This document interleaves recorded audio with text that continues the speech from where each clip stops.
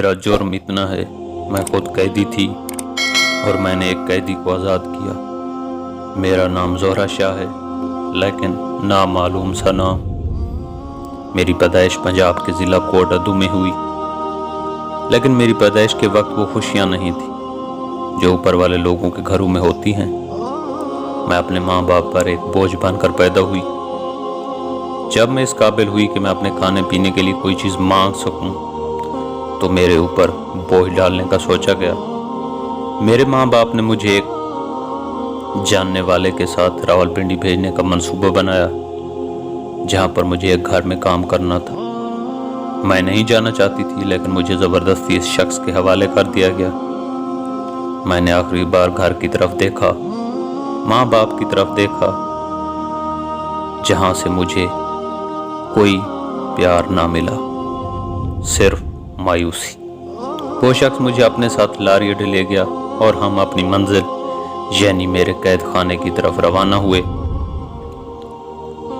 ये रावलपिंडी का बहरिया टाउन था और मुझे उस शख्स ने एक घर में मुंतकिल कर दिया। ये बहुत बड़ा घर था जहाँ पर सब कुछ था, लेकिन मेरे लिए नहीं। मालिक का नाम हसन सदीकी था। यहाँ पर मुझे एक वक्त का खाना मिलता था और वो खाना वो होता था जो मालिकों के पास बच जाता था।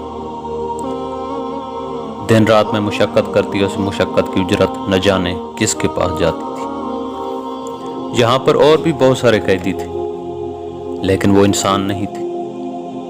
कोई शौक के रखे हुए कुत्ते, कबूतर और कुछ और परिंदे जिनका मुझे नाम नहीं आता था। लेकिन एक परिंदे से मुझे लगाव था।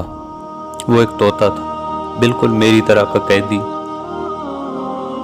सब कैदियों को बेहतरीन खुराक मिलती थी और मैं इंसान थी, इसलिए मेरे लिए सिर्फ बच जाने वाली खुराक थी। मेरे साथ हर जुल्म होता था, दिन को मुशक्कत और रात को कभी कभी मालिक भी अपनी हवस पूरी करता था। मेरी आवाज़ कोई नहीं सुनता था। फिर एक दिन मैंने सोचा आज इस तोते को आज़ादी दूं। मालिक घर के अंदर थे और मैंने तोते के पिंजरे का दरवाज़ा खोला और उसे आज़ाद कर दिया। मुझे क्या मालूम था इसकी आज़ादी मेरी मौत का परवाना होगा। मालिकों को पता चला और दोनों मियाँ बीवी ने मुझे रस्सियों से बांधकर तशद्दुद शुरू कर दिया। मुझे मारते रहे, मैं चीखती रही, हाथ बांधती रही, लेकिन तशद्दुद जारी रहा और मैं बेहोश हो गई। मेरी कहानी यहाँ पर ख़त्म हो गई। इस बच्ची को अस्पताल छोड़कर मियाँ बीवी घर आ गए। एक दिन जिंदगी और मौत की कश्मकश में रहने के बाद बच्ची जिंदगी की बाजी हार गई। रवात पुलिस के एक गैरतमंद SHO मलिक काशिफ ने वाक़ये का नोटिस लिया, बहरिया टाउन से कातिलों को गिरफ्तार किया। अदालत से 7 दिन का जिस्मानी रिमांड लिया, जिसको अदालत ने 4 दिन तक महदूद किया।